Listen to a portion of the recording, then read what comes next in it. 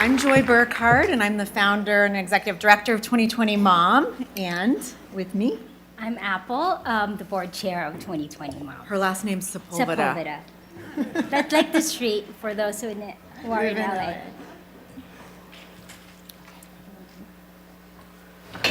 Welcome, everyone. As you know, my name is Apple Sepulveda, board chair of 2020 Mom and the chair of the 9th Forum on Emerging Considerations in Maternal Mental Health. As a pediatric occupational therapist, the struggles of mothers, of the babies that I serve, have drawn me to 2020 Mom.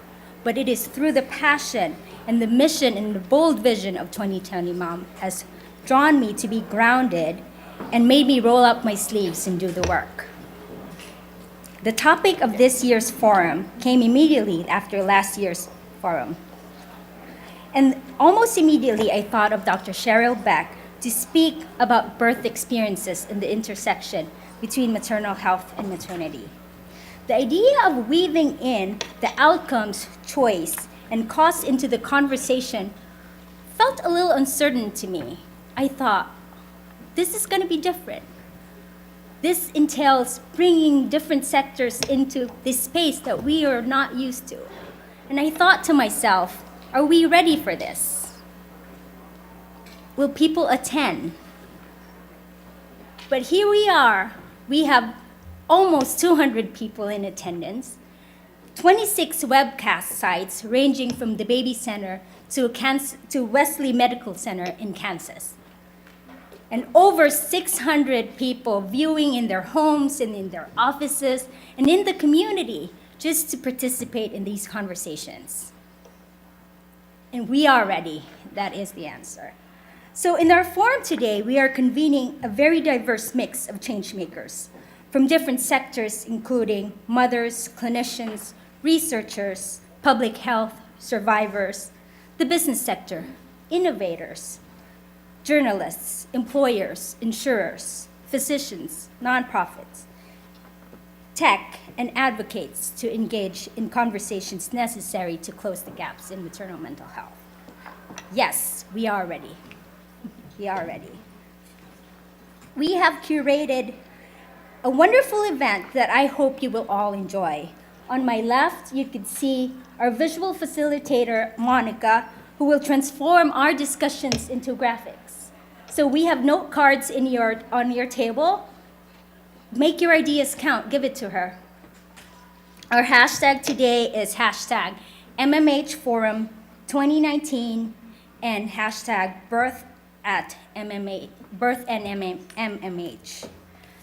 So let us learn and share ideas, ask questions, collaborate, network, and talk to each other and engage all these important conversations, right? I would like to thank the committee, the planning committee. Can you please all stand? Who have put up with all the work and Tatan's Rupa. If I need to call you out. Carol's not here.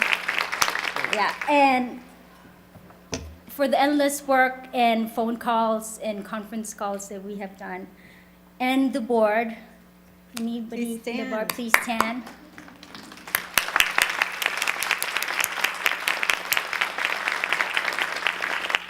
And our ED and our visionary, Joy Burkhardt.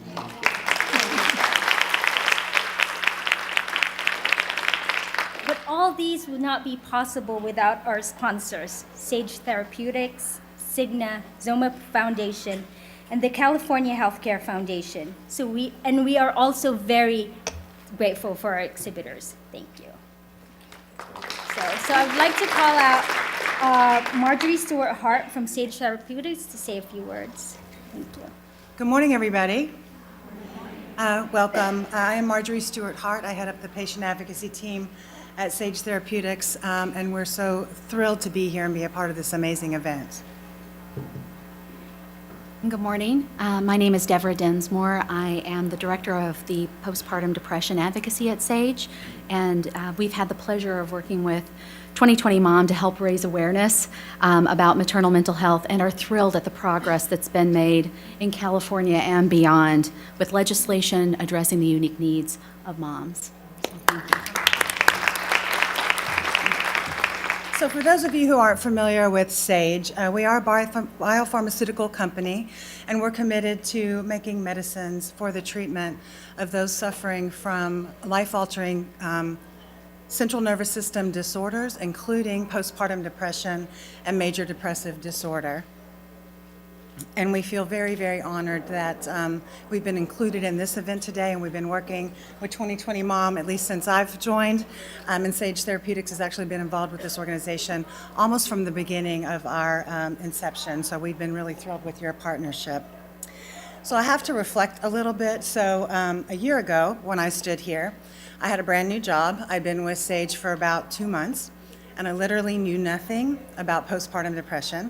And I was up here talking in front of a bunch of people who are experts. And if you don't think that was intimidating, I have another thing coming for you. As I've, a year later, looking back and looking at that person that was standing here, I was so excited. I was so energized. But I was naive, and in a lot of ways, I was just sort of empty because I just didn't have the knowledge that I needed. And I leap forward a year, and I think about the work that my team has done, my advocacy team, which is myself and Deborah and Emily, who's back in the home office. Hopefully you're seeing us. We have been so incredibly humbled by the willingness of so many people who are complete strangers to us, who would share their most vulnerable and devastating moments with us because they understood that we needed to understand their journey. We needed to understand the impact and burden. We needed to understand their lived experience. And that's incredibly gracious of people to continue to tell that story over and over again, because when you tell it, and many of you already know this, you kind of go back there and you relive it. So we understand how blessed we are that they were sharing those stories with us. And when I think about our job, Deborah and I in particular typically just laugh that we can't believe we get paid to do what we get to do, because it is our job to be out there with you, to learn your stories, and then it's our job to bridge that back to our family back at Sage, because they're just as motivated and inspired by hearing about your stories and meeting you and understanding you as we are. And so we're very honored to have that privileged. And so when I think about the conversations, and literally it's been hundreds upon hundreds in the year, so it's been survivor after survivor, those who survived someone who didn't, doula after doula, midwife after midwife, social worker after social worker, and I could go on and on and on. So we stand before you today after all of that effort and all of that joy of really getting to know this community, really filled, not full, because we're not done yet, as you know, but we're so much more filled than we were than when we started. And that goes, and a lot of you, I know a lot of these faces, we've met you over the years, Deborah has as well. We are so grateful to you to help us be filled. But not only are we filled with knowledge, but our hearts are filled. Because you can't spend 10 seconds with this community without being so touched and motivated by your passion, your compassion, your drive, and your commitment to your community and doing the work that you're going to do. And that rubs off on us, and we feel incredibly grateful and inspired by what you give to us every day. So our commitment to you is to continue to listen and to learn, to bridge your stories back to our family at Sage so that we can continue to do our work. But most importantly, our commitment to you is to be the kind of champion that you deserve, to raise your voices, elevate your voices in the way that we can, and to find our place amongst you in continuing to fight this fight. So thank you again for allowing us today to speak with you. One of the things we're going to do now is we'd love to show you a video. So one of the best things we did this year was go on a 4-city and 5-day tour. It was a great idea at the time, and it was a great idea afterwards. But we went across the entire nation, and we had workshops with advocates in all the different geographic areas across the country. And we workshopped the issues and barriers and got such amazing ideas from the community about some of the ways to address that. So we'd like to share that video with you, and then Deborah will close us out with a couple of words. Thank you. Is this dynamic, innovative company that is trying to do things differently and that is incredibly dedicated to making a difference for patients and families who are impacted by central nervous system diseases, including postpartum depression. To take a different approach, we are continuously focusing on making sure that the patient perspective is always brought forward and is a part of everything that we do at SAGE. We as the patient advocacy group have the privilege and the honor to go out amongst the community, really learn from them, and then most importantly, bring their story back into SAGE so that all of our colleagues can stay connected and really understand what the journey is like. SAGE is changing treatment for postpartum depression initially by just bringing attention to it. Women's mental health is an underserved disease state, and it's something that we really have not taken the time to truly understand the impact that it has on the entire family. When we were thinking about how to design these workshops, so we had to think about a unique and exciting way to really kind of help them share their stories. These workshops are really designed to where we can get these advocates together, many of them who've not met each other before. They each had 5 minutes to kind of talk about the organization or why they were involved with the PPD community, to share the best practices that they've seen going on out there, to share the challenges and some of the things that keep them up at night and what they're tackling. And what ended up happening, and you started to see everyone getting really excited about what they were learning. They were so excited about meeting people that they hadn't met before, people that were doing the same kind of work and had the same kind of cares and concerns that they had. We're holding sessions in Baltimore, in Chicago, in Houston, and in San Francisco. And we chose these 4 cities because they represent different regions of the U.S. And we recognize that each region has its own unique need, that the advocates within those regions have different and unique perspectives and experience in helping the moms in their specific communities. We had 2 parts of the day. So the first one was kind of a round robin where we were able to speak individually with the different advocates that attended and they with each other. So it was kind of a best practices sharing, a sharing of backgrounds and concerns and tools and resources that they use within their respective communities. Then the second part of the day was asking some really important questions. The folks that are attending these meetings represent a whole host of backgrounds. So some of them are therapists and HCPs. Some advocates are survivors only, and that doesn't take anything away because the mom who lives it is the mom that knows it best. They are the subject matter experts. Postpartum depression doesn't really affect anyone the exact same way, and that no one is immune from being affected by it. Postpartum depression can affect any mom, and it's been humbling to see how many women and men have been touched by this and have used their experience to make sure that folks that look like them, that understand their same kind of experience, have support and an understanding that they are not alone, that anybody can have it, and everybody deserves to have support as they go through that. There are still physicians or HCPs out there that don't know how to treat, are afraid to treat, and therefore don't diagnose and treat. That there's a disconnect between those who are diagnosing and treatment options so that they feel like they are supported and can get patients the necessary care that they need. As I've been getting to know the advocates in the PPD community, I have been so inspired by some of the great work that they're doing. But I've also noticed that they still don't feel like their voices are really being heard. And that's where I think that SAGE can actually really make a difference. I think we have an opportunity to help their voices be heard. We have the responsibility of helping to amplify the voices of those who have been fighting for this cause for a long time. Every day is inspiring. I'm proud that this is the way that SAGE decides that it's going to operate as a company. And I appreciate that the patients are allowing us into their lives. And to be part of that is so gratifying. And I'm really glad that I'm able to do that. And I'm really proud to work for a company that allows me to do that.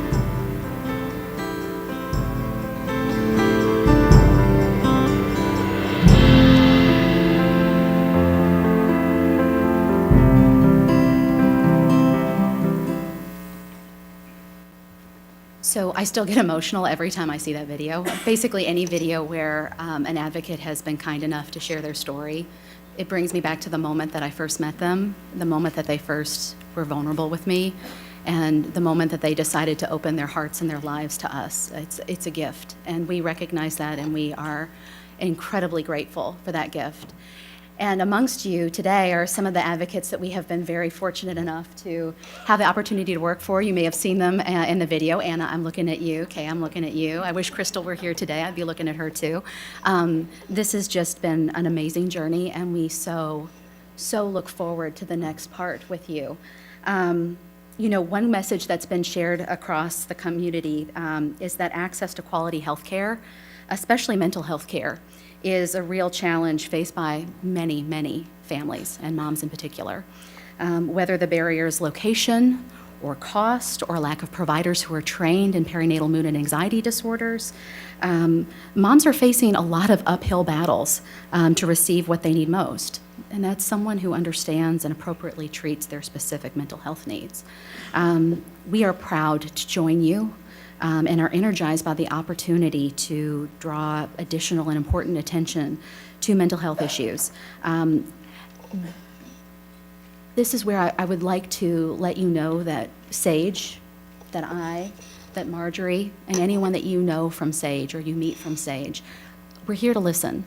And if you feel comfortable and you want to share the challenges that moms that you treat are facing, some of the barriers that they face, please know that we're here to learn, and we're here to listen, and we really appreciate you sharing that with us. And if you are a survivor and you want to share with us your journey so that we better appreciate and understand what the unique challenges you faced are, we will hold that and respect that and keep that amongst the journey that we try to understand and appreciate together. So please know that our ears and our hearts are always open to learn from you, whether it's today or in the future. We really do appreciate that. And we certainly are committed to raising awareness. We're committed to educating and advocating for the cause and compassion of all people struggling and managing their mental health. And we applaud the work that 2020 Mom is doing in California and across the nation, because we know that it takes a village, we know that it takes a community, and you bringing together such a diverse audience today, whether it's virtually or in person, it shows your commitment. And you all being here today, it shows your commitment as well. And so we're so grateful to be here today with you. Thank you.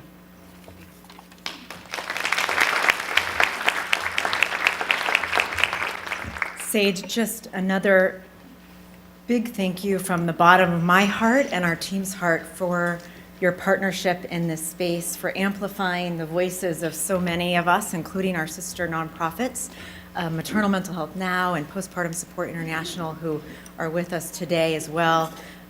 You are making such an incredible difference, and we know that your drug therapy is going to save lives. It's a bittersweet situation for those in the room who have already lost a loved one to these diseases and disorders, and we're just so glad that you're here and in this space, so thank you very much. I also now have the pleasure of introducing another key partner in this space. My employer, Cigna, has been with us from the very beginning. We were founded in 2011, and Cigna was the very first donor and sponsor of any of our forums. And really, without Cigna, it's very safe to say we all wouldn't be here today. We would not have been able to keep our doors open financially. The flexibility that you provide to me as an employee to now work part-time, but also to work from home and work flexible hours. We're going to talk about how these kinds of things make a difference today, has really propelled our work. It's safe to say if I was driving in LA to the Glendale office from Valencia, California, I would not have the ability to do this work with 2020 Mom. So thank you so much, Cigna, for your partnership, and I want to welcome Dr. Klein, who I know is in the room. There you are, Dr. Klein, someone who sits across from me in the Cigna office to make some remarks as well. And so thank you, Cigna, for being our gold sponsor for today's event. Thank you, Joy. Good morning and welcome. Cigna is proud to sponsor this event and support the important work of 2020 Mom as part of our ongoing commitment to help build healthy communities throughout California and around the world. Around the world.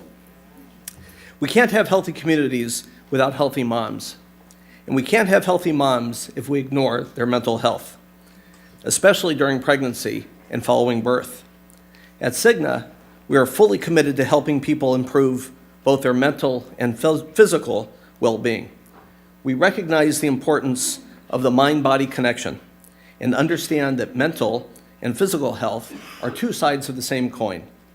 You simply can't have one without the other. As a family physician, I can attest to the significance of maternal mental health, which is why the work of 2020 Mom is so vital, as we've heard. Moms need and deserve proper mental health screening, as well as access to quality mental health care.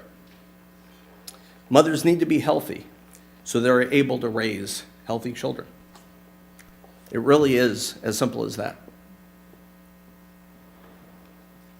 I'm especially pleased that Cigna has funded scholarships to today's event through the Charlene and Shane Ventania Memorial Fund. If you are a scholarship recipient, I extend a special welcome to you and look forward to being able to meet and speak with you today. I'm also delighted to recognize several of Cigna's partners in the audience: Kristen from Healthcare Partners, the crew from the Los Angeles County, and our friend from Technicolor. Thank you all for being here today. We're going to have a great day.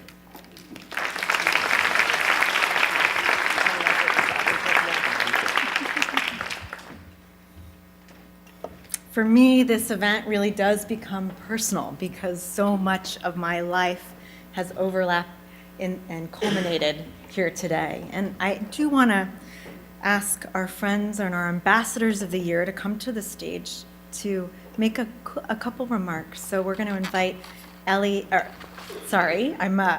and Millie. Have you done that before? Ellie and Med, I think is what it would be. Ellie and Med to the stage to make a few remarks and honor their daughter and grandson, Charlene and Shane, who you see on the screen today.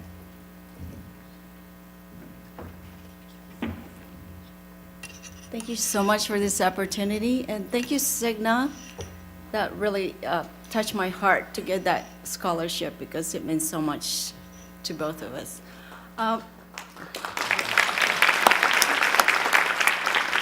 For those of you who don't know our story, Charlene is our daughter, and Shane is our 2-month-old. About 2.5 years ago, we lost their life to postpartum psychosis, which my daughter had suffered from. As heartbreaking as it is, there's a lot of beauty that came out of their stories, and one of them is to be involved in awareness to postpartum depression, and the big one is to be able to help with the legislation that just passed in California, and so we're just so happy. And thank you again, Cigna, and thank you, Joy. Thank you so much. We're going to give Millie a special gift.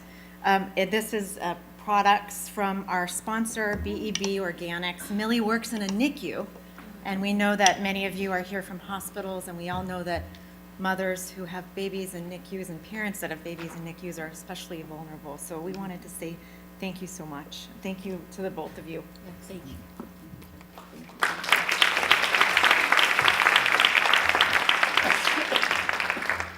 A couple announcements before we invite our keynote speaker to the stage. We had an opportunity to acknowledge our board members, and I also would like our staff.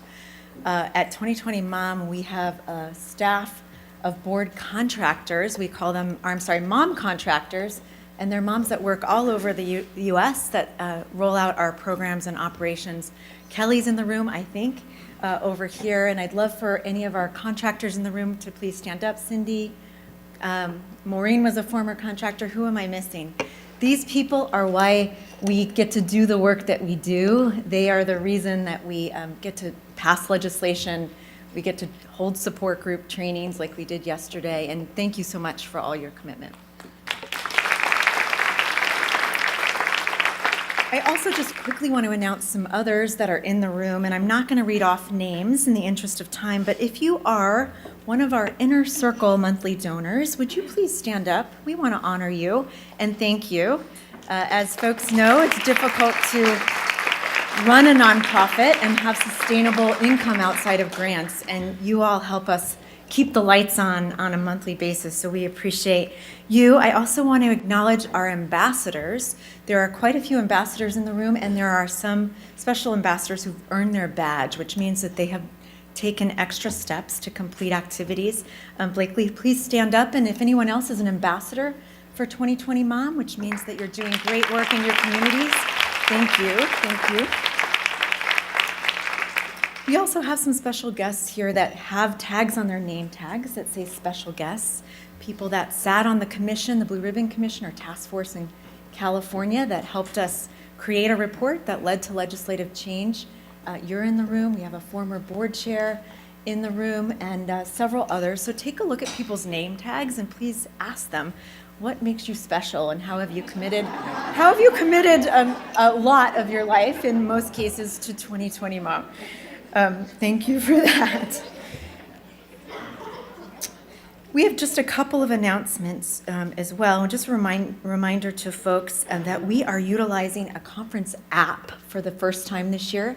We decided for our own sanity and for to go green that it really made sense to move to that app. And you're going to find all of the materials today.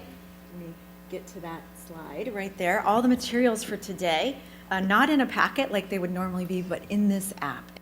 Joanna, I mentioned that this event for me has been the culmination of several of my passions. Cigna life, volunteer life, friends with the Junior League are here with an exhibitor table, and also one of my neighbors, a dear friend whose story actually was pulled in the white paper, the strategic plan for California. If you haven't looked at that yet, it's in the app.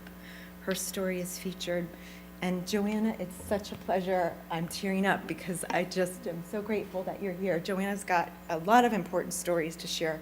She'll be sharing one of them today. Thank you.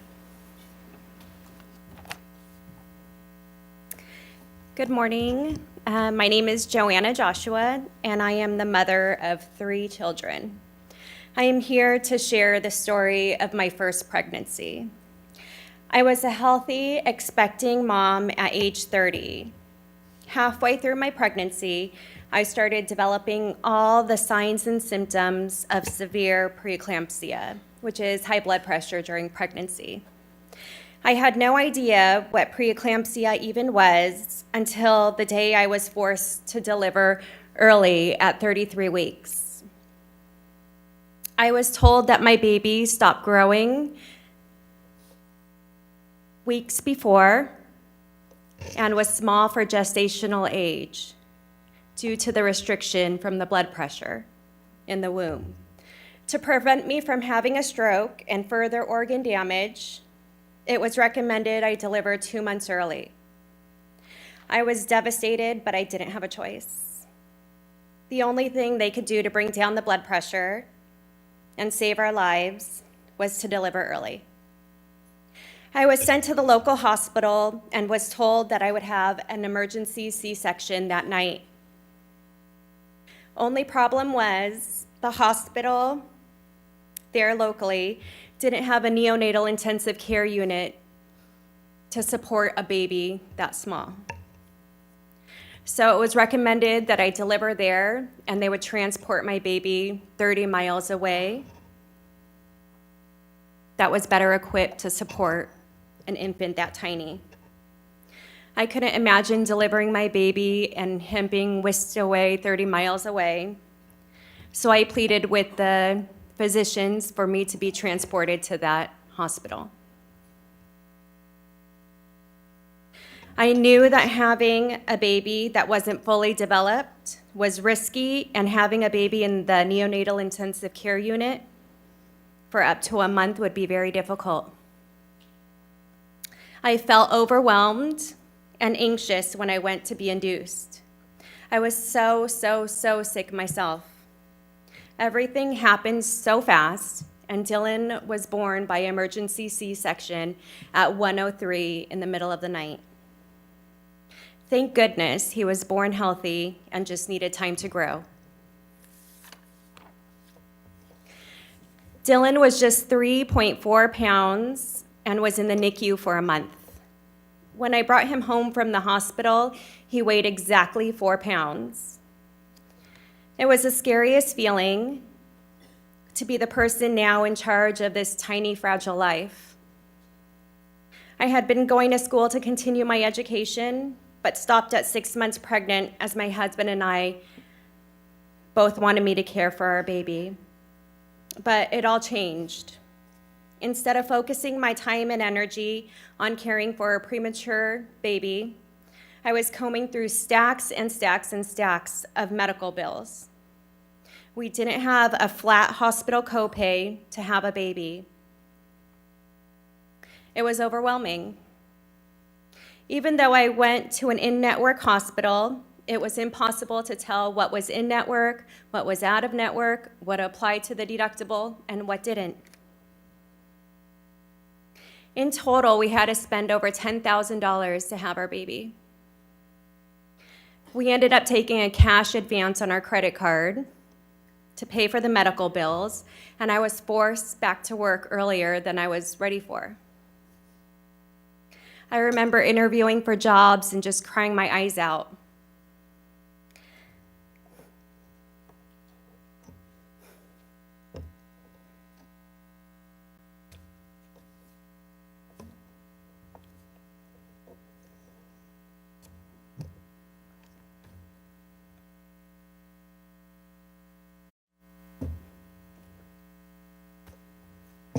I wanted to be home caring for my son instead. I received a job with a rigorous 3-month training schedule that was out of state and away from my baby with just a few weekend visits. I felt so frustrated and angry that I was in this position, and I struggled to balance work and home. Not to mention all the additional stress on my husband. This was a period of time riddled with anxiety, frustration, and depression that I had never experienced before. I had heard of the baby blues, but I had no idea what postpartum depression was until I went through it, and thankfully I snapped out of it. The postpartum depression lasted for over 1 year.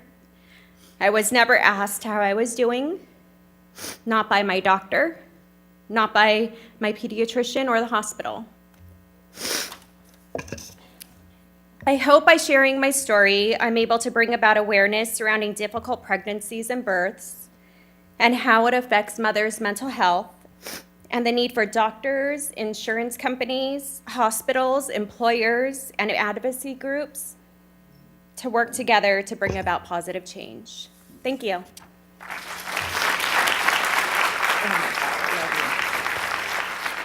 Good morning. I am very honored to be here to speak at 2020 Mom.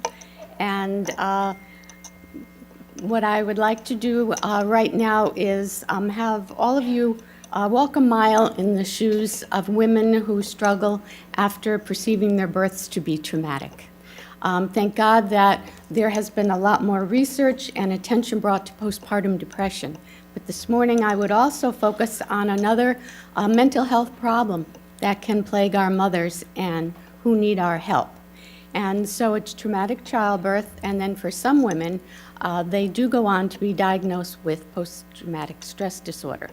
So what I would like to do is share some findings from my program of research, and I will be periodically giving quotes from the mothers to highlight points that I'm making because they are the experts and not me. And so I just want to give you a little warning that some of them are going to be difficult to hear. But these stories, these quotes represent the lives that many mothers around the world struggle with. And it is not known half as frequently as postpartum depression is. And so I would like to share with you some of the findings. Okay. The title of my talk I had put as The Slippery Slope. And what it's showing is that going up to the top is the 9 months of pregnancy, and then there's birth. a traumatic birth. And then what I found is that there are a number of long-term distressing negative complications that mothers will go on to experience. And the research that I'm going to share with you, all of this is qualitative studies. They're not the quantitative research designs where you would have a multiple regression, you have randomized controlled trials. Qualitative research is not those statistics. It's listening to narratives, to stories, and there are different types of qualitative research. What my program of research focuses on is using the research design of phenomenology. And the whole purpose of that is to listen to narratives and analyze the data for common patterns or themes, together which describe the heart and soul of the experience, whatever it is that you are going to research. So let me start off first with, just to give you an idea of the prevalence, just not PTSD, but just of mothers who perceive their births to have been traumatic. So one of the studies I chose from the US reported 34% of mothers that were participated in the study perceived their births to be traumatic. In Australia, 45%, and then in the UK, 23%. And this is just a smidgen of the research that is going on. Now, what I would like to do is start first to describe what it is about a birth that can be so traumatic for a mother. Because many of the women in my studies, if anyone in obstetrical healthcare would look at their electronic records, they would never in a million years dream that that woman could perceive her birth to have been so traumatic that she could go on to develop PTSD because of it. So the first study I did is to really ask women to describe their experiences of their traumatic births. And what I learned is, well, I entitled it Birth Trauma in the Eye of the Beholder, because what I found is just like beauty. It's quite, it is all from the viewpoint of the person and from the mother. And so when I decided to sort of use this title, I looked in the literature and say, who first penned that? Beauty is in the eye of the beholder. And as you could see on the slide, I found that was in a book in 1878 that it was first penned. And so I moved it into the area of obstetrics to talk about that. So this is another way that I visualize my program of research on postpartum depression. I've developed a theory of traumatic childbirth, and there is a comorbidity with postpartum depression. But I've entitled it Birth Trauma, the Ever-Widening Ripple Effect. Because what I have, and we're going to be going through the different ripples to show you the insidious impact that just a few minutes or few hours in labor and delivery could result in women experiencing for months or years. So I use this image because just like a stone that's dropped, say, into the pond, and you have one ripple and then they expand. There's this successive series of ripples, and the ripples get larger. And so what the first drop, the first stone into this, is traumatic childbirth. What is it that women perceive? So that's the study that I started with. The ripples we're going to go over in the time that I have. Some women develop post-traumatic stress symptoms. Some actually go on to have a severe enough level of it that they develop post-traumatic stress disorder due to that. There's another ripple that looks at the anniversary of birth trauma. We know that for anyone who has trauma, PTSD, that anniversary every year is difficult for them. Many times it brings up more of their signs and symptoms of the PTSD.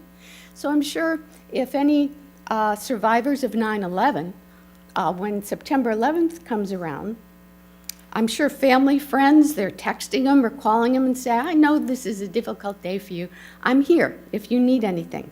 But for our mothers who are suffering and struggling with this, what is the anniversary of their birth trauma every year? But a day of celebration for everyone else. It's the child's birthday. We fail to rescue her again and again. There's another ripple, the impact of birth trauma on breastfeeding. I'll go into that.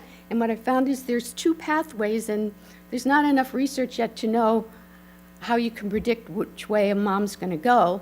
But traumatic childbirth, and this study, it wasn't even necessarily having to be diagnosed with PTSD, is that one path led women to persevere in breastfeeding, sometimes for over 2 years. But the majority of the women went the other way, and the traumatic birth impeded their breastfeeding experience. Some never even tried it, some only for a few days. So I'll go into that.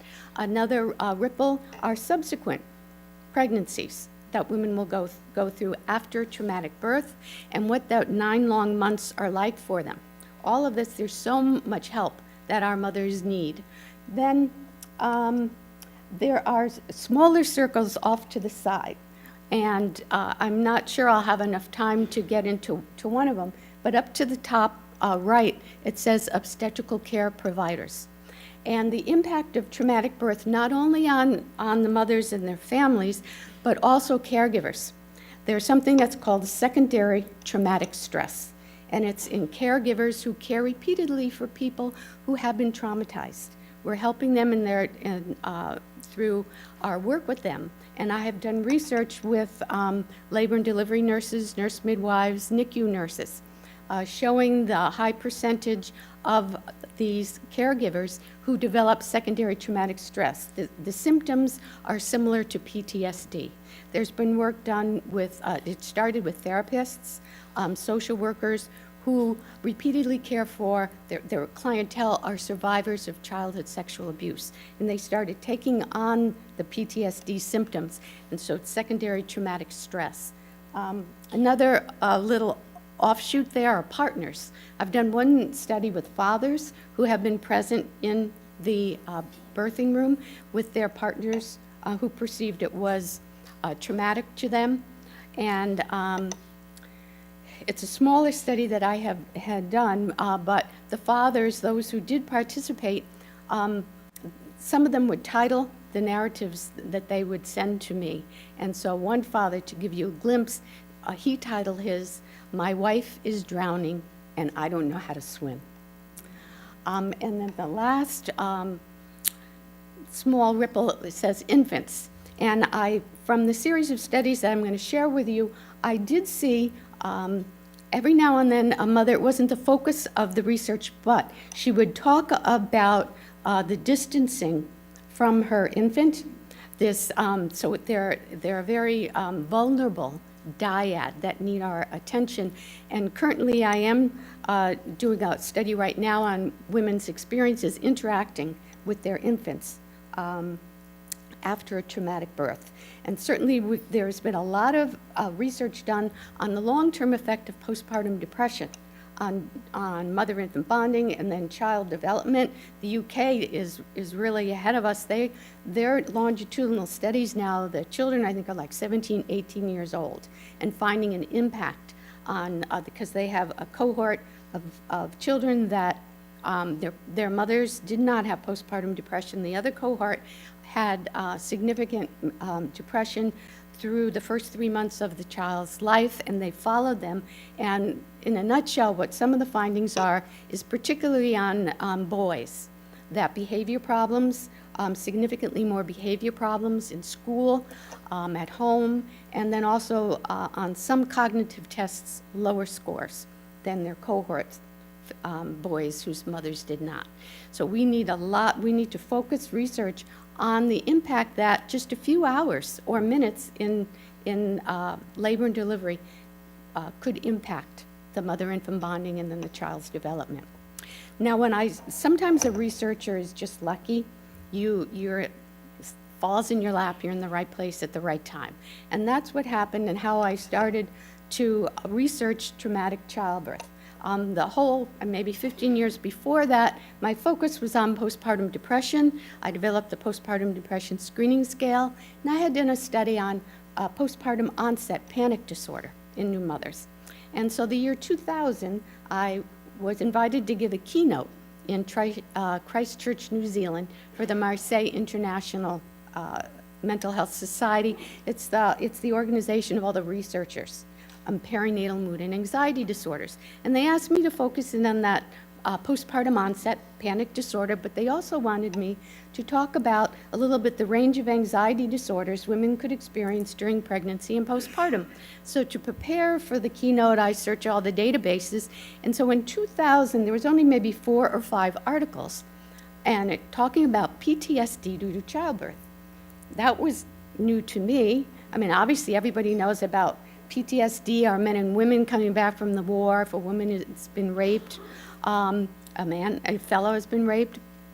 But to have a healthy baby, the mom had no major complications, I had not heard of that. So luckily, in my keynote, I did address it, and then after I spoke, a mother spoke, and her name was Sue Watson, and she founded a charitable trust out of New Zealand. It's called Trauma and Birth Stress, shortened for TABS, and its whole purpose is to support women and their families, the women who perceive their births have been traumatic. Just go to sleep.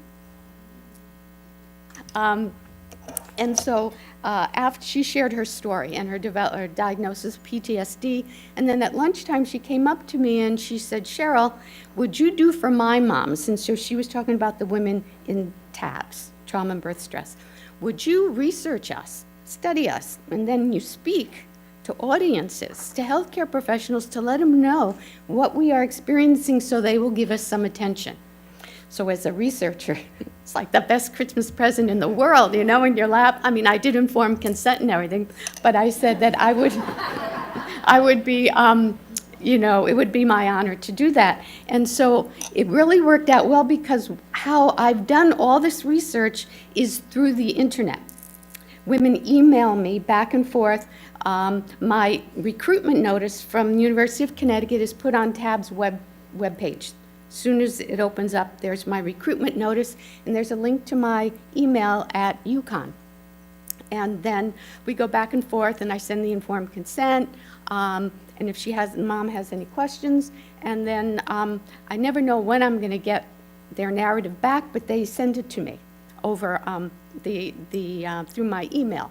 So that's just sort of setting the stage for everything that I've learned from these amazing women who you will see from some of the quotes really bared their heart and soul to me to really help other mothers so that we start to focus in on birth trauma. So let's look at the first study that I did, Birth Trauma in the Eye of the Beholder, to learn what is it like, what is it about birth that could be so traumatic when we really would never think of that. Now, I had 40 women in the study, and a couple of them, of course, you would say, well, yeah, sure, they could develop PTSD. One mother's infant had died. Another mother had a cardiac arrest on the table. But a number of women talked about emergency cesareans, fear of epidurals, inadequate pain relief. Preterm birth is very traumatic, obviously, if an infant is in the NICU. And then the last one, which I highlighted in a different color, to me, as a nurse and any healthcare professional, was the one that really bothered me the most. It says degrading experience. And the DSM-5 talks about to develop PTSD, it's threatened or death, fear or threatened serious injury, sexual violation. And for these mothers, they did not, for some of them, they did not fear for their own life in labor, and they did not fear for the life of their unborn child. What their trauma was being stripped of their dignity, not feeling cared for. And as I go through the themes that came out, that is the key. It didn't matter if, say, one mother had a severe postpartum hemorrhage, another woman could have a severe postpartum depression and be fine, but the first one developed PTSD. I believe systematically protective layers are stripped from the women. They don't feel cared for, they're not communicated with. Some women said that they just felt like a piece of meat on an assembly line. And that that is not in the literature as cause for PTSD, but stripped of their dignity. So these are the themes that I found, and I'll share some quotes every now and then to highlight it. But the first theme I called "To care for me, was that too much to ask for?" And this is the women really did not feel cared for at all. Well, this one quote from a mom says it best. She says, "I am amazed that 3.5 hours in labor and delivery room could cause such utter destruction in my life. It truly was like being the victim of a violent crime or a rape." So I asked, what is it that could happen to a woman during the birthing process that turns this into a rape scene? And since 2000, if I use the one word that women describe the most to me, or phrase, is that they feel raped on the delivery table, with everybody watching and no one offering to help. This mother said, "I had a major bleed and started shaking involuntarily all over. Even my jaw shook and I couldn't stop. I heard the doctor say he was having trouble stopping the bleeding. I was very frightened, and then it hit me, I may not make it. I can still recall the sick dread of real fear. I needed urgent reassurance, but none was offered." In the stories, we're all in their stories, so it's not pointing a finger at one particular type of healthcare provider. We're all in it: obstetricians, nurses, midwives, residents, social workers. So, but that was one of the major themes. And then the second one up there is a lack of communication. It says, "To communicate with me, why was this neglected?" One woman shared that she was on the delivery table and everything was going along really well, and then all of a sudden the fetal heart rate dropped suddenly into a very low level, and she said the obstetrician was on one side of me and the nurse was on the other. She said, and the doctor said to the nurse, "We may lose this baby." And the mom said, "I am there," but it was like I was invisible to them. They're talking over me, saying that my infant may die.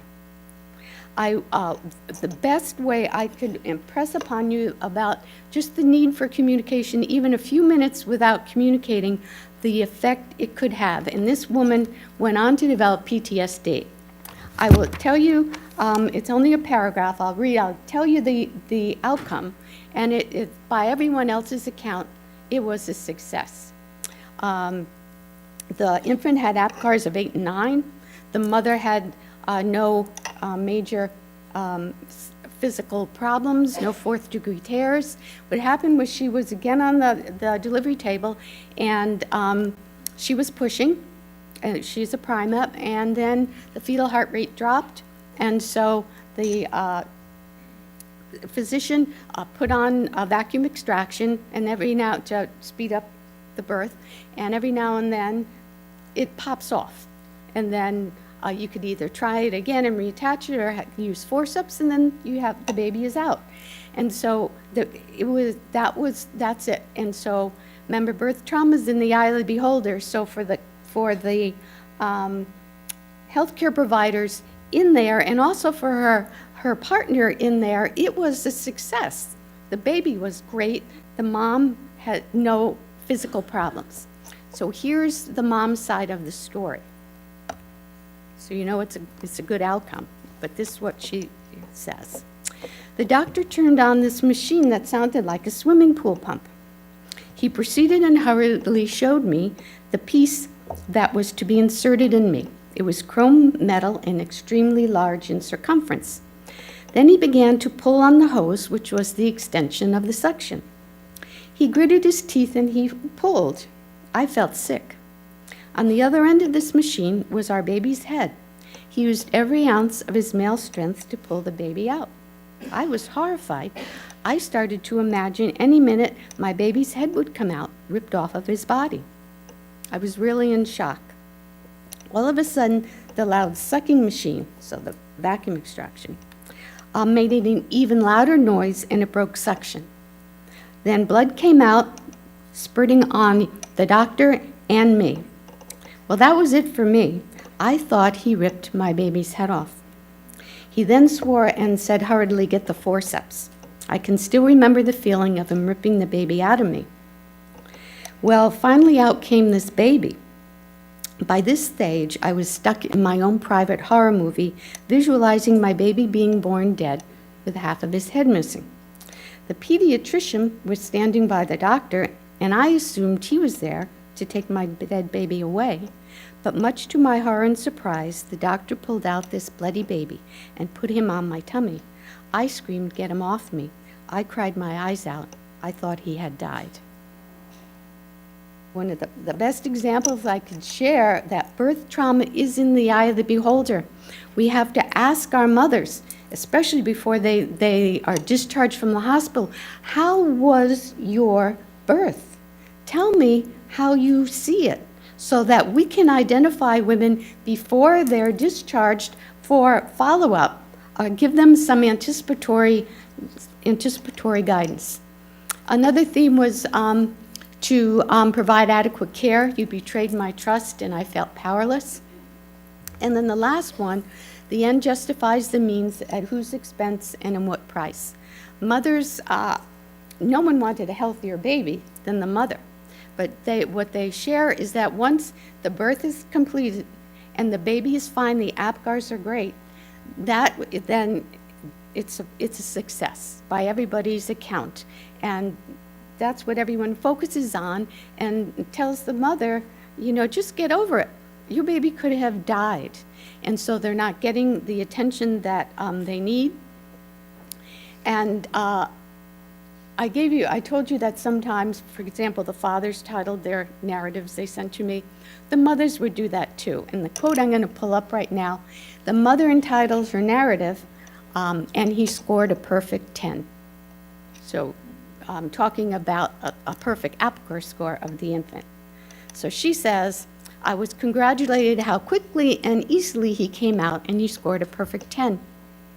The worst thing was that nobody acknowledged that I had a bad time, and everyone was so pleased it had gone so well, I felt as if I had been raped." Let me see if there's one more thing I want to say before I move on. I guess that's good. Let's move on. All right. So that's traumatic childbirth. And some women will go on to develop PTSD. And so I want to share with you the woman's world, trying to care for a new baby, maybe a toddler's too, if she's a multip, and with PTSD. What's it like to live that? And here's some, I looked through the databases to give you an idea that PTSD due to birth trauma is a global problem. And so you could see, let me get my glasses on here for this. In Iran, a little more than 16% in this one study of women develop PTSD due to traumatic childbirth. Majority of these researchers chose the 4 to 6 weeks postpartum. The last one, a couple of ones are different.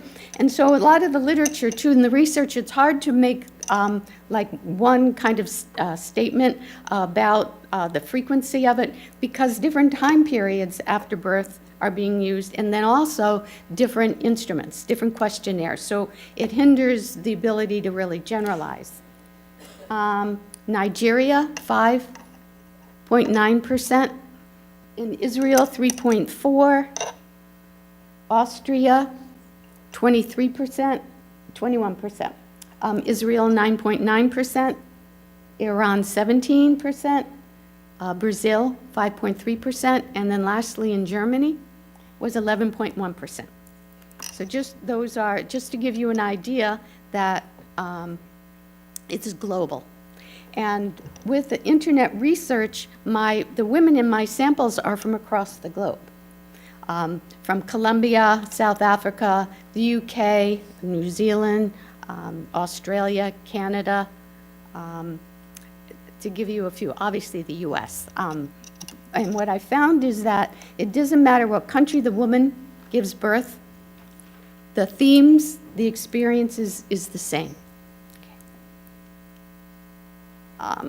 Now, a couple of meta-analyses have been done looking at the prevalence of PTSD due to birth trauma. So meta-analysis is just researchers locating all the quantitative studies done on a topic. So all the quantitative studies that investigated the prevalence of PTSD due to birth trauma, and then their software package where you put each study's percentage or prevalence rate in, and then you come up with the mean or the average.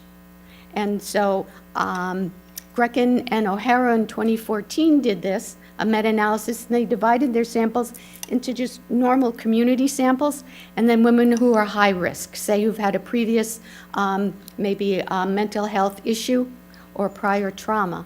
And so what they found was in community samples, 3% developed PTSD due to birth trauma. In the high risk, it was 16%.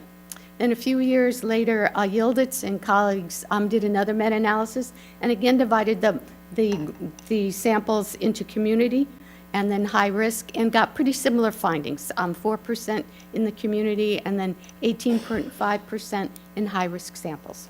So that's to give you an idea of the prevalence of that. Risk factors that quantitative studies have highlighted are emergency, cesarean birth, high level of medical intervention. You know, these are, for example, women that come in and their membranes are ruptured artificially, then they get Pitocin, then they have a epidural, then they can't push effectively, so then you either have vacuum extraction or forceps. So that is repeatedly shown as a risk factor. Perception of inadequate care, lack of communication, preterm births, psychiatric history, prior history of sexual abuse, any type of previous trauma. Childhood sexual abuse is a really high risk factor because any woman who's already had trauma is now more vulnerable to be re-traumatized. And then obviously pregnancy loss. Well, they're very powerful. There were photos of one mother who sent them to me, and she said, Cheryl, you know that a photo is worth 1,000 words, so I'd like you to use these when you speak, and so that people can see the impact. So the first one is of her, and she's in her first trimester. She's pregnant with twins, and she's ecstatic. And then the next two photos are of one, she had twins, one with each of her twins. She's still in the delivery room. And the twins are amazing. Excellent size, didn't need to go to the NICU. And she asks us to look at her eyes, no one is home. And so the first one, and there she is holding the baby, and she's staring off in the distance. And then the third photo is again of her, but with her other twin, and you could see part of the father's face. And he's smiling. The baby is excellent, and she's not there. And so in her narrative, she didn't know the term dissociate, but she said to me, I know when these photos were taken, I looked down at myself. I had to leave my body to get through the births. And I'm sorry they're not up there. All right. That was my introduction to PTSD. So what did I find? Well, the symptoms women go through of PTSD is what anyone with PTSD would have. Like many women coming back from the war. Your intrusions like flashbacks, nightmares. You want to avoid reminders of your trauma so that you don't get those flashbacks coming up in nightmares. Arousal, irritability, anger, difficulty sleeping. So they have the same symptoms, but they're all focused in on the birth. So the first one, theme that I found, again, these are all over the internet with an international sample. I called it Going to the Movies, Please Don't Make Me Go. mothers talked about their movies, that term over and over again, and they're talking about they felt that in their brains there were loop tracks, and that there was a tape there and it was on constant replay, and it was of their traumatic birth. They can't control it, they don't want to think about it, but they can't control it. And so it interacts, it affected, for example, interacting with their infants. This mother says, I quote, she says, "I lived in two worlds, the videotape of the birth and the real world. The videotape felt more real. I lived in my own bubble, not quite connecting with anyone. I could only hear and communicate, but experienced interaction with others as a spectator. The videotape ran constantly for 4 months." All right, so here's that mom in her first trimester. She asks you to focus in on her eyes. And so for a twin not being whisked off into the NICU or anything, but she's not there. And you can only see part of her husband, but he's smiling, he's thrilled. There's the other baby, and she's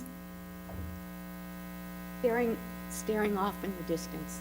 So that's what this program of research is about, is looking at what are some of them now.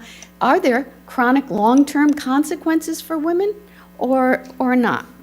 The next theme or pattern that came out from women has to do with numbness, the numbing, the detachment.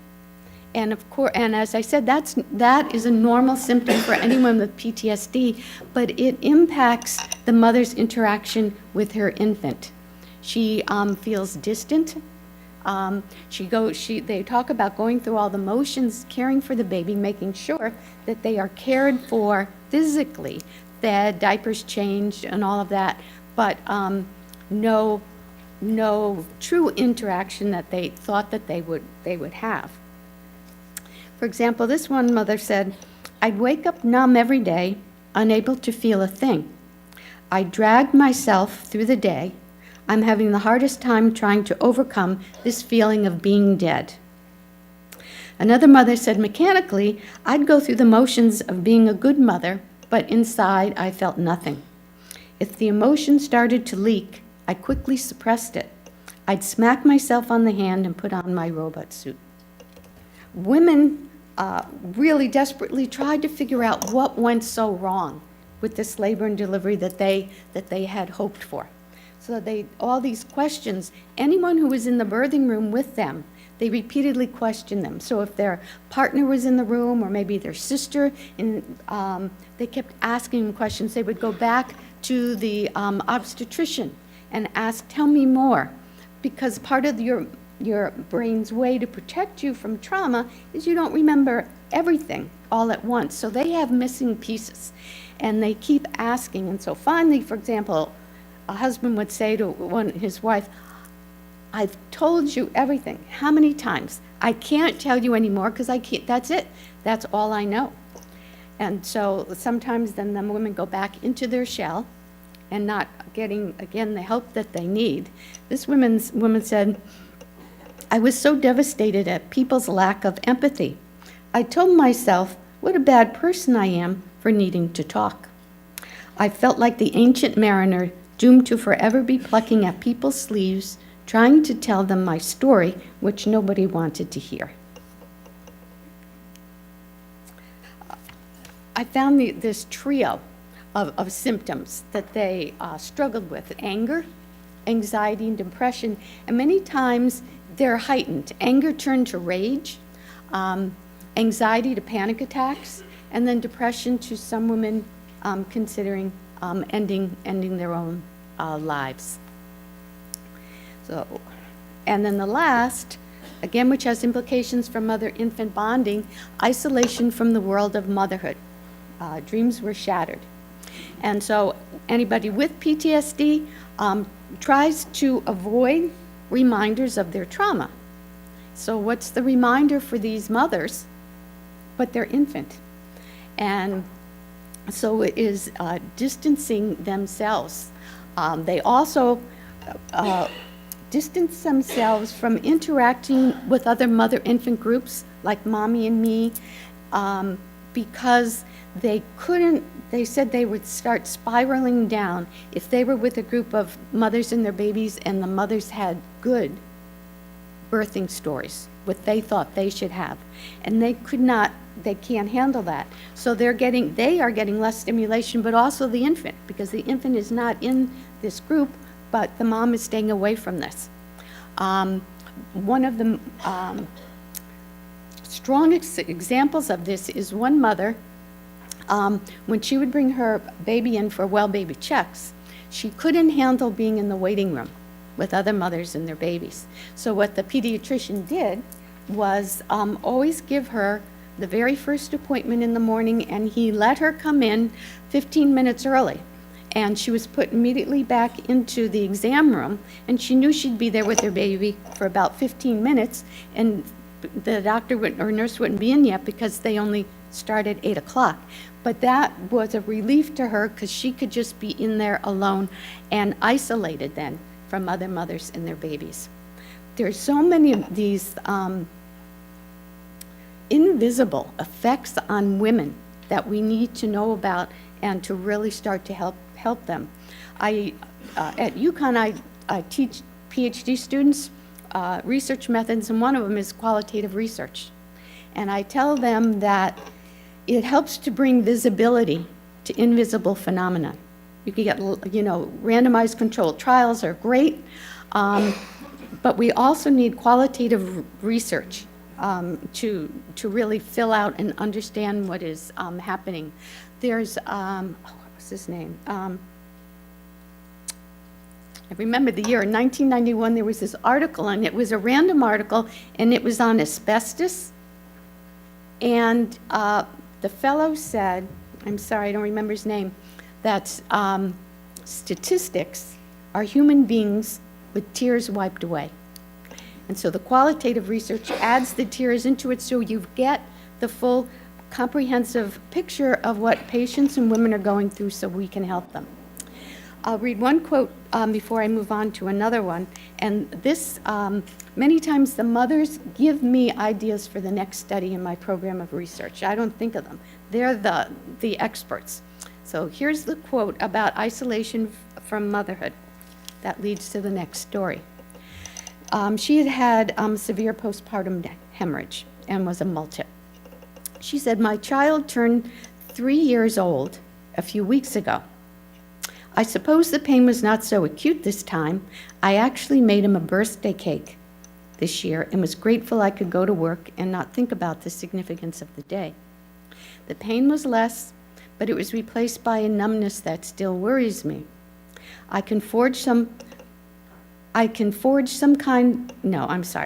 pain was less, but it was replaced by numbness. I hope as time passes, I can forge some kind of real closeness with this child. I am still unable to tell him I love him, but I can now hold him and have times when I am proud of him. I've come a long, long way." So that's 3 years after the traumatic birth. So that one little snippet that mom told me,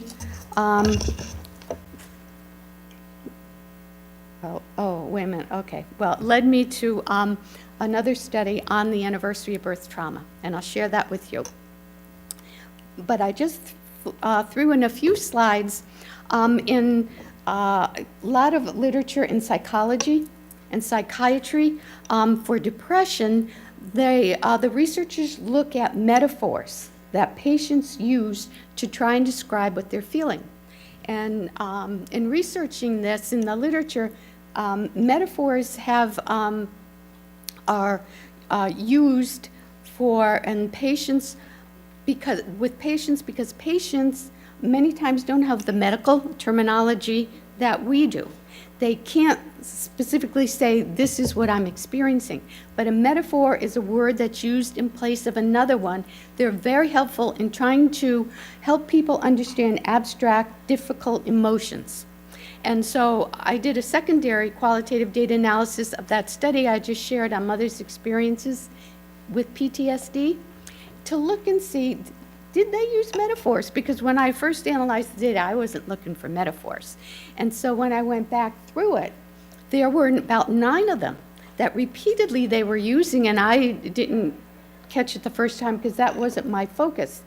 And so I put these up here and anybody is interacting with a new mother, and you ask her how she's doing, many times they may say some of these terms. And so for healthcare professionals, anybody working with new mothers, it could be a trigger for you that maybe she needs to be referred to to see indeed if she's experiencing PTSD. So let me go through just some of them. This one was women talked about being a mechanical robot. And in linguistics, when they do metaphor analysis, this is how they always put it. You have the stem and then is and whatever. So it's a mechanical robot. And I shared a little bit before a quote about how mothers felt like they were just, am I in your way? Going through the motions.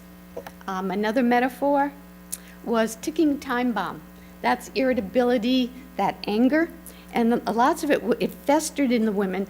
They were angry about their births, that they went so wrong. So for example, one woman said, I tried not to boil over each day. I tried to keep a lid on it. Invisible wall.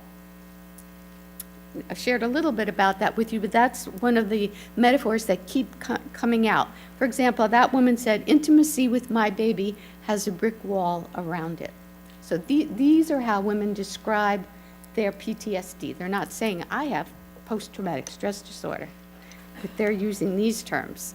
Video on constant replay. So that was the loop tax.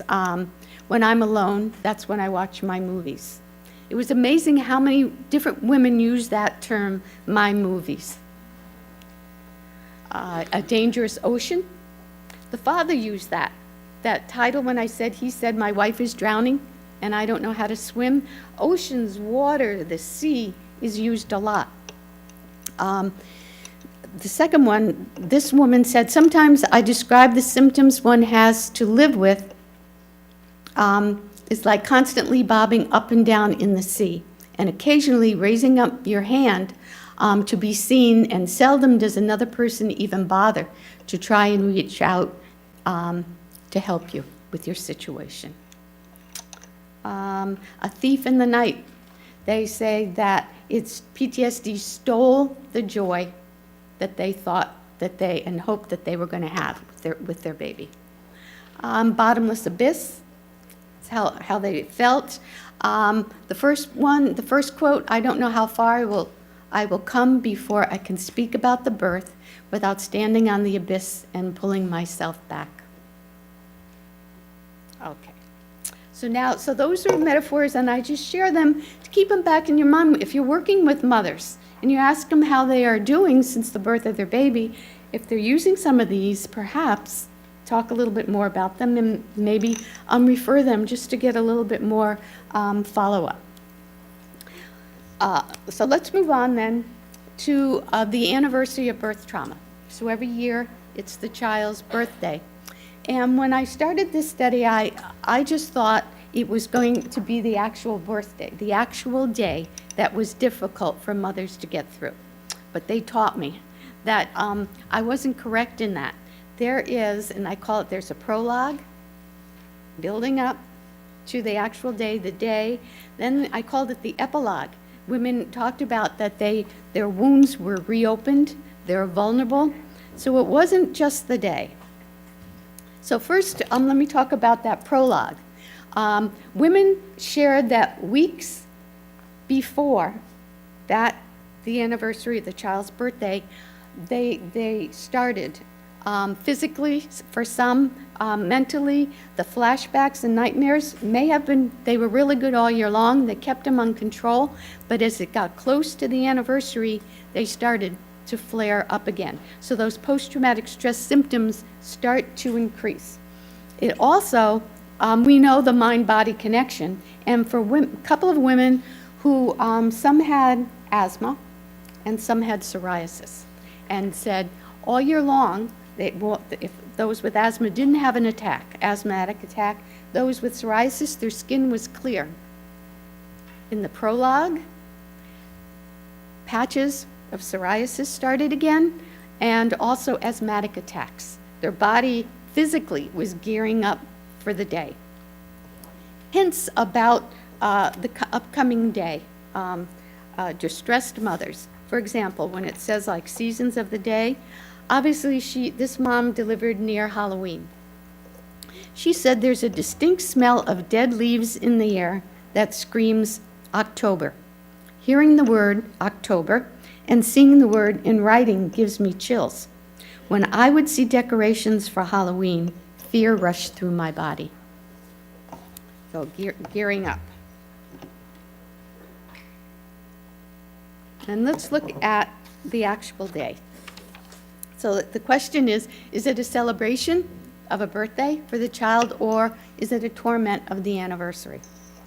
Women used a number of different strategies to get through the actual birthday. And most of the time, they would never actually have the celebration on the actual day, because they needed to be more alone with themselves, their thoughts, to get through the day, and then they felt that nobody wanted to give their baby or child a better birthday, a happy one, and so then they felt that they were better able to concentrate on the child. So it was easy when, say, the birthday actually, say, maybe fell on a Wednesday. So the mother would just say, well, everybody's working in the middle of the week, we'll have it on the weekend.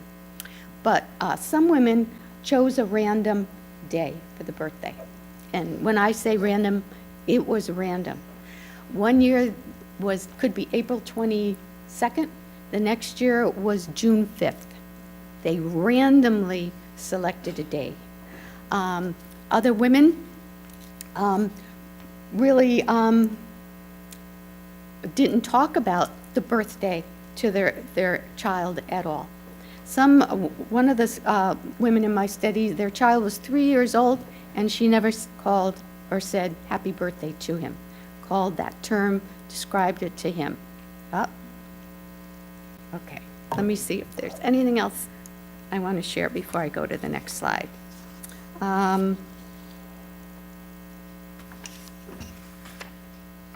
This mom says, we made a cake on a random day.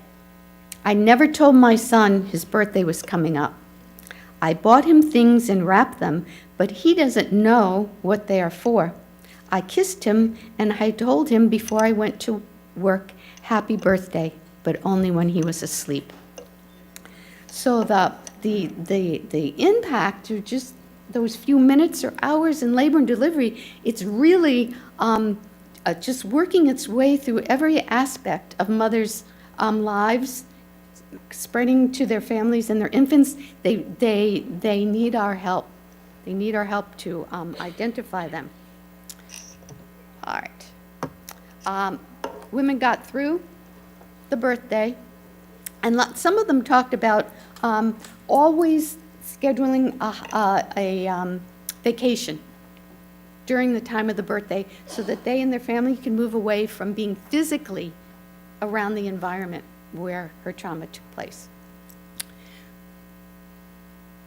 And so it's gone, it's over, and you think, okay, she's all right. But the women were very vehement. That's why I call it the epilogue of fragile state. This mom says, as hard as I try to move away from the trauma, at birthday anniversary time, I'm pulled straight back, as if on a giant rubber band in the midst of it all, and spend months after, and that mom capitalized it, trying to pull myself away from it again. Women felt very vulnerable. They felt like their wounds were reopened again, and so they needed time to get back to where they had been. And I had a number of women who had more than one birthday for their child to celebrate. There was one woman whose son was 31 years old, and she was surfing the net 31 years after his birth to try and figure out what was wrong with her. And she had had with her first child postpartum depression. This was her second child, a 31-year-old, and she was diagnosed with postpartum depression again, but she knew it wasn't that. It was different. She knew she didn't have postpartum depression. 31 years, she's surfing the net, and she came on the TAB's website and finally realized what she must be experiencing, and participated in the anniversary study. But for women who had more than one anniversary, I wanted to see, well, was there a pattern? Did each one get a little bit easier for them? Did they stay the same? Did they get worse? But there was no pattern in it. This mom, obviously, her son was 5, and she said, I can't believe 5 years later that such strong emotions and that of my body responded physically. It's like the birthing trauma and the anxiety, the pain and loss associated with it seems to reside in every cell of my being with a memory capacity that serves to never let me forget. I will end this study with a little clip from this mom. Her son just turned 2, so she had 2 birthdays to reflect on, 2 anniversaries. And for some of the women, the second other birthdays were a little bit easier, a little bit. And so they clung to that in hopes that eventually they'll be able to really enjoy the birthdays of their children. So this mother, as I said, had 2 birthdays. So in a few sentences, she describes the first one, and then the next, a year later, how she coped with it. And you see there's a tiniest little improvement that she clung to. She says, on my son's first birthday, I had such a feeling of dread, I only invited couples that we were friends with because I couldn't stand planning a party. The day of the party, I went upstairs to my dressing room and crawled under my dressing table, which sits against the wall. I pulled the bench in front of me so I was enclosed on all sides in a very small space. I just wanted to stay huddled there and never leave. I cried for a while, but I knew I had to pull myself together somehow. I did manage to make it downstairs for the party, though I secretly counted the minutes till it was over. Now, a year later, we cooked hamburgers, and this year I actually made the cake. My husband had to make it the year before. I just couldn't do it. I was determined not to fall apart again, but sadly it was not to be. Although I didn't crawl under the table this time, I again headed to my dressing room. It's the smallest, most private place for me in the house, and sat hunched against the wall, shivering under a blanket. A while later, I pulled myself together and went downstairs to finish the party preparations. I am more conscious of what went on this time, and I did enjoy most of it. So just these are just some aspects of the world of women who have are enduring the effects of their traumatic births. All right. Does a birth trauma, does that affect women's breastfeeding? And yes, I did find that in this study, and I called it the tale of 2 pathways, as I had said earlier. I display the findings in this one slide, and I'll read the words to you if you can't see them. But I portrayed a scale. And what I found in the study that there were 8 factors that women repeatedly talked about. 3 of them were positive. They made, it's almost like making lemonade out of lemons, that their traumatic births propelled them to really breastfeed for a long period of time. But majority of them, 5 of them, had a negative effect on their breastfeeding experience, and if they even breastfed at all. So let's first look at the ones on the left, which is, it says promotes breastfeeding. There's proving oneself as a mother, atonement to the infant, and healing mentally. So the first one, proving oneself as a mother, they repeatedly shared that they felt like they failed at motherhood by the way their infants were born into the world. that every woman should be able to beautifully give birth to their infant, and they failed. So they said, what else is left for me to prove to myself, my family and friends, that I could do something right with motherhood, but to breastfeed? And so they persevered through any obstacles. Then the one atonement for to the baby was very interesting. So here the women are from around the world sending me their narratives. They don't know each other, and they repeatedly use the phrase mortal sin. They said, I had to make up for the mortal sin of the way I brought my baby into this world. And so they say, how can I make atonement or make it up, but to breastfeed? So they persevered. And then lastly, healing mentally.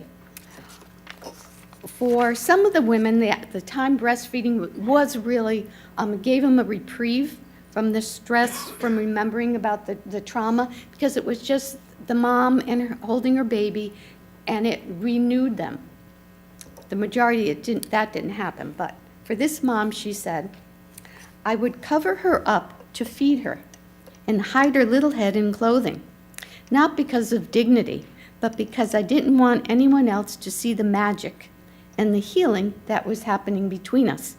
Being able to breastfeed my daughter, despite all the odds, her infant daughter was preterm, is my proudest achievement in life.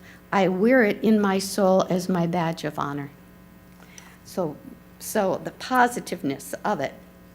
Now we'll look at the factors that I found impeded breastfeeding. Intruding flashbacks. For some women, it wasn't that magical moment when they breastfed. For them, whenever the baby breastfed, it immediately triggered back to their traumatic birth. Women would talk about, they would tense up, the baby could feel it, they would start to cry, then the baby was crying. And it just was a vicious cycle. Disturbing detachment. You know, I've talked about that in the other studies with PTSD, how women detach from others. And women talked about breastfeeding, but there was no warmth in there. This mother said, breastfeeding my son in the first few months, certainly the first 6 months, but possibly as long as 9 months, was an empty affair. I felt nothing at all. Breastfeeding was just one of the many things I did while remaining totally detached from my son. Feeling violated. This was really the biggest one, because I started the hour talking about rape was the word that women use most to describe their birth, so they felt violated. So what's the only other private part of their body to be violated but their breasts? They were going to protect their body at all costs, not to be violated again. They didn't want lactation consultants or nurses on the postpartum unit holding their breasts trying to get the baby to latch on. They didn't want any of that. And so for some, they never breastfed, and then for others for a short period of time. And let's see, where was that one? This woman said she was a primate and had an induction with a failed vacuum extraction and went on to have a cesarean birth. When I breastfed my baby, I felt like it was one more invasion upon my body, and I couldn't handle that after the labor I had suffered. Whenever I put her to breast, I wanted to scream and vomit at the same time. After 8 horrible weeks, I made the decision to stop breastfeeding. It was crucial in me reclaiming some power for myself and taking back control of my life, my body, and my right to choose whatever kind of care was best for my baby. And we need to remember, we always see breast is best, and the breast milk so much better than formula, but for some women, there's a reason they're choosing not to breastfeed. And women talked about clinicians, their family and friend, heaping more guilt on them when they were trying to stop breastfeeding. And they said, don't you love the baby? You know they always say breast milk is best. But for them, their ability to bond with their baby and be close to them involved stopping breastfeeding. So we always have to keep that in the back of the mind. If someone is vehemently doesn't want to do breastfeeding, maybe this is one of the reasons, or prior trauma. Insufficient milk supply was the other one. Physiological studies have been done and repeatedly show that stress decreases breast milk production. So obviously, if someone has had a traumatic birth or PTSD, it would affect. The last negative study, one of those ripples. The ripple involved women who went on to have another baby. I would say the majority of the women in the study, it wasn't planned. They didn't want to be pregnant again, but it happened, and they did want another child. They just didn't want to be pregnant and have to go through labor and delivery again. The one real outlier in this study was one couple hired a surrogate mother. They wanted another baby, but the woman would absolutely not go through possibly having another traumatic birth, so they hired a surrogate and had a baby. But for those women who did have another child, here's one woman's experience when she realized she was pregnant. She didn't ever plan on having go through labor again. She said, "I remember the exact moment when I realized what was happening. I was on my lunch break at work, sitting under a large oak tree. I suddenly knew I'm pregnant again. I remember the exact angle of the sun, the shading of the objects around me. I remember looking into the sun at the window in my office and thinking, no, God, please no. I felt my chest at once sink inward on me and take on the weight of 1,000 bricks. I was short of breath, my head seared, and all I could think of was, no, God, please no." So through the 9 months of pregnancy, they have to wait for what they fear the most. They can't just get it over with and move on. And so I called it riding the turbulent wave of panic, because it would come and go. It would come and go. They strategized a number of different ways. They talked about they wanted to complete their journey to motherhood, because the first time they failed at it. So they wanted to be successful this time. So they did a number of things to strategize. They became very savvy. They interviewed the obstetricians in the area or the midwives in the area, and they asked them. Most of them was whatever their problem had been in their first labor and delivery, they would say, if this happens in labor, how would you handle it? And listen to their responses, got to know them, and then they made an intelligent decision who would be their next OB provider. Did a lot more reading, a lot more exercise to get their body physically ready to be able to give birth. In the UK, they talked a lot about taking hypnobirthing classes to help them get through. They did yoga, a number of different things. There were 35 women in this study, and for the 75% of them, their second birth was a healing birth, what they had hoped for. But for 25% of it, it was not. But for the women, they talked about bringing reverence to their birth. And it was very interesting because those main themes that I talked about in that very first study about birth trauma in the eye of the beholder, the women were talking about how they were rectified.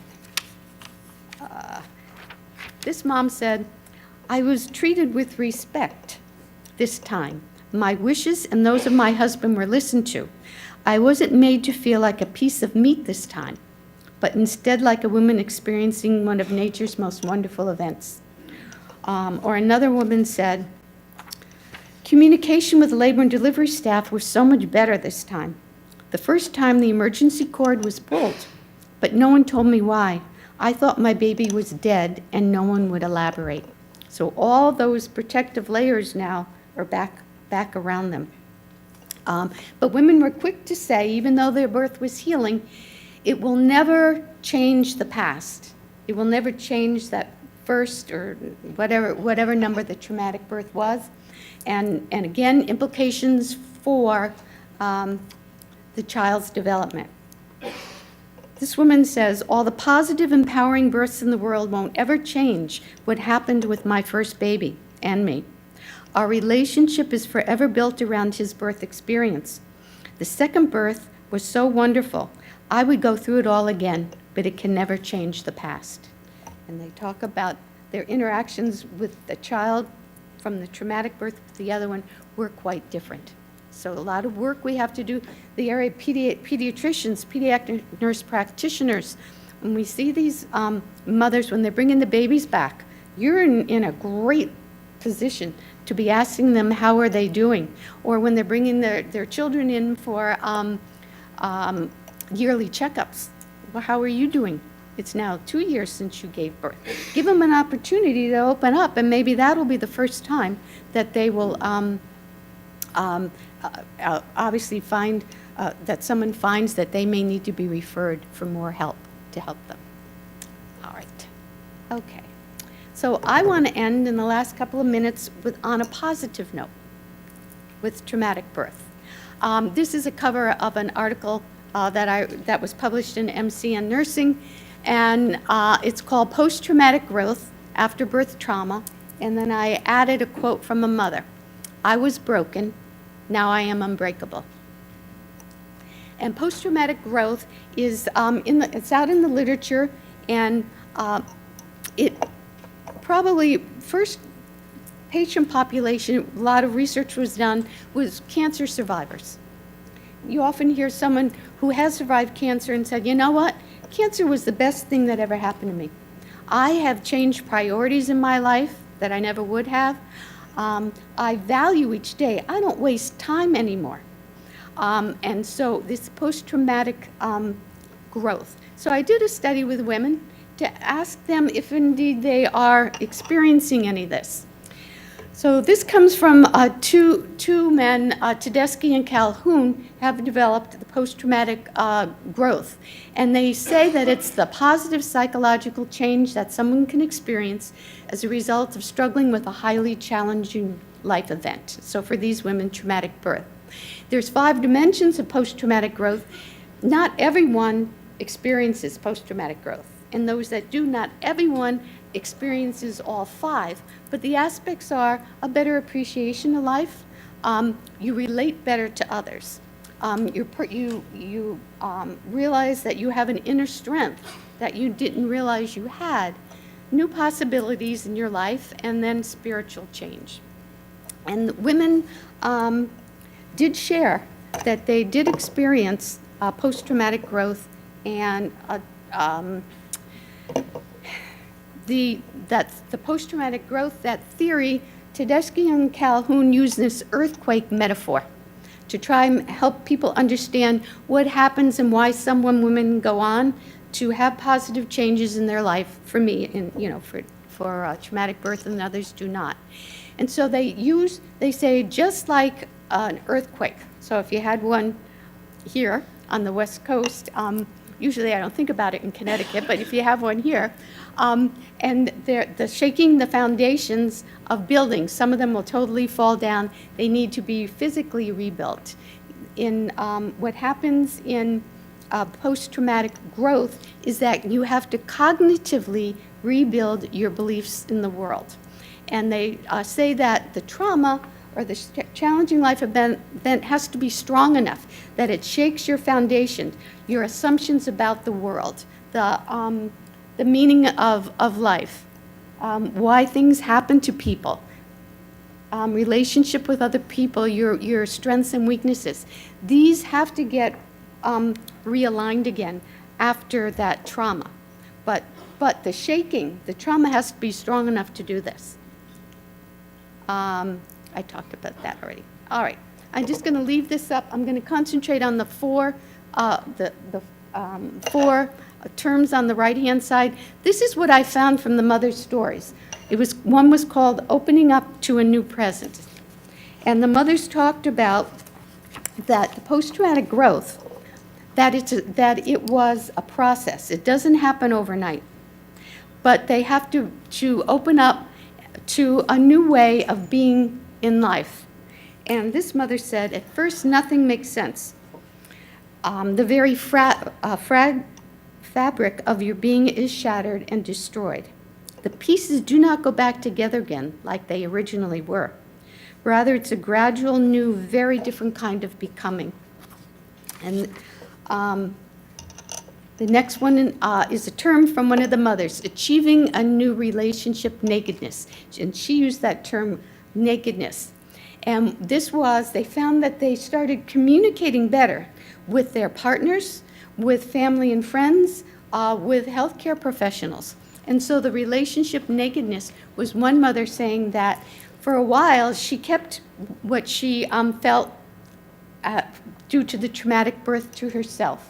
And she shielded her husband from it. She didn't say anything. And then finally she opened up during this process. And she said verbally, I was naked in front of my husband. I held nothing back. I told him all the gruesome details that I perceived my labor and delivery was. So much better relationship with other people. Forging new paths. In post-traumatic growth, it leads people to different paths in their life that they probably wouldn't have done if the trauma didn't happen to them. There were two areas the mothers talked about. One was volunteering. They said, I never volunteered anywhere, but they're now volunteering at different women's groups. In the UK, there's they have a birth trauma association. The women are volunteering there, their time to help prevent other women from experiencing what they did, and also to help those who are still struggling.